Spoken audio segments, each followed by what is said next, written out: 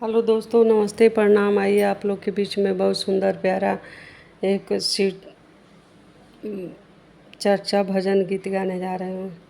अरे अरे सोनवा जनी कर पुनवा, अरे अरे सोनवा जनी कर पुनवा, कैले बानी शिव के बरत, चरचा में बैठल बानी।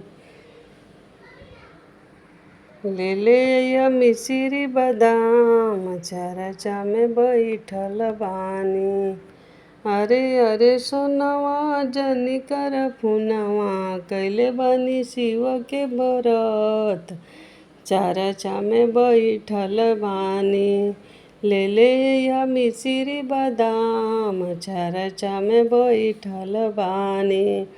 हमरे भोले बाबा के बड़े बड़े जटवा, हमरे भोले बाबा के बड़े बड़े जटवा, जटवा से बहे गंगा धार, चरचा में बैठल बानी। जटवा से बहे गंगा धार, चरचा में बैठल बानी। अरे अरे सोनवा जनी कर पुनवा, अरे अरे सोनवा जनी कर पुनवा, कैले बानी शिव के बरत, चरचा में बैठल बानी। कैले बानी शिव के बरत, चरचा में बैठल बानी। हमरे भोले बाबा के त्रिशूल डमरुआ, हमरे भोले बाबा के त्रिशूल डमरुआ, कमर में मृग के छाल, चरचा में बैठल बानी। ले ले या मिश्री बादाम, चरचा में बैठल बानी। कमर में मृग के छाल, चरचा में बैठल बानी। ले ले या मिश्री बादाम, चरचा में बैठल बानी।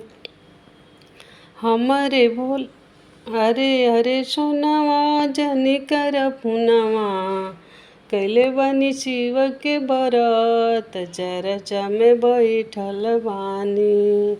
ले ले या मिश्री बादाम, चरचा में बैठल बानी।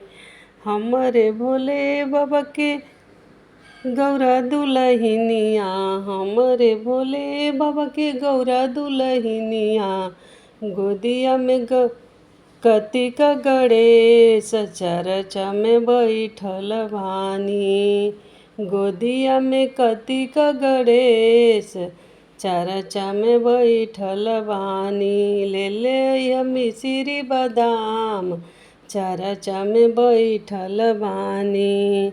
अरे अरे सोनवा जनी कर पुनवा, कैले बानी शिव के बरत, चरचा में बैठल बानी।